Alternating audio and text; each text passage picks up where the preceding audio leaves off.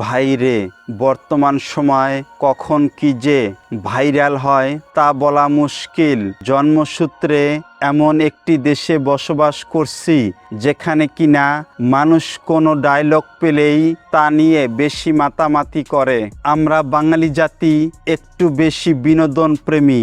রাগ করলা এই ডায়লগ নিয়ে হাসি ঠাট্টা মশকরা হবে না তা কি করে হয়? রোমিও তার জুলিয়েটের রাগ ভাঙানোর জন্য এতবার রাগ করলা বলে নাই যতবার এই এক ডায়লগ দিয়ে ফেসবুক, ইউটিউব, টিকটকে রিলস বানানো হয়েছে। কি ভাবছেন আপনিও কি রিলস বানাবেন? তাহলে আপনাকেও স্বাগতম।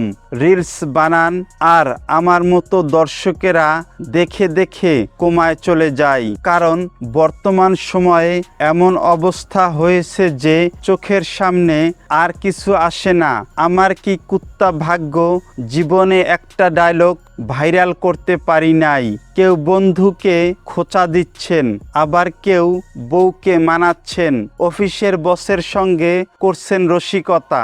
ভিডিওতে দেখা যায় ব্যস্ত রাস্তার পাশে এক কবিরাজ মানুষের হাত দেখছেন আর জ্যোতিষী স্টাইলে কথার ফাঁকে ফাঁকে বলছেন রাগ করলা।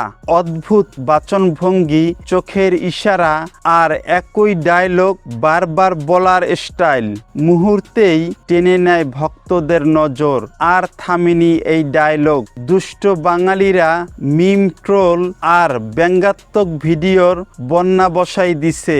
যখন আমাদের জেমস বন্ড মার্কা বাংলা ভার্সন গোয়েন্দাগিরি শেষ করলো, তখন জানা গেল যাকে আমরা খাঁটি কবিরাজ ভেবে এত জল্পনা কল্পনা করছিলাম সে আসলে আমাদের বড়সড় একটা আইক্কালা বাস গুজে দিয়ে চলে গেছে।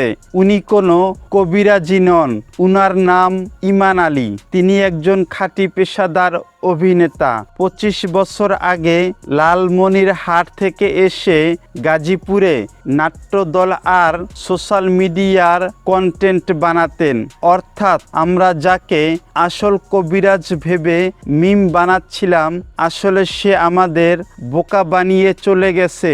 আমরা বাঙালি জাতি একটা অদ্ভুত গুণ আছে, আমরা কোনো কিছুর ভালো মন্দ, সত্য মিথ্যা বিচার করতে যাই না। একটা কিছু ট্রেন্ডিং পাইলেই হইছে, ওটাকে চিবিয়ে চুষে মিম বানিয়ে একদম তপ্ত রোদে ভেজে তবেই ছাড়ি। ছোট আর সহজে মুখে চলে আসে এমন যে কোনো সস্তা ডায়লগ পেলেই আমাদের চারপাশের তথাকথিত কন্টেন্ট ক্রিয়েটরদের পেটের ভাত হজম হয় না।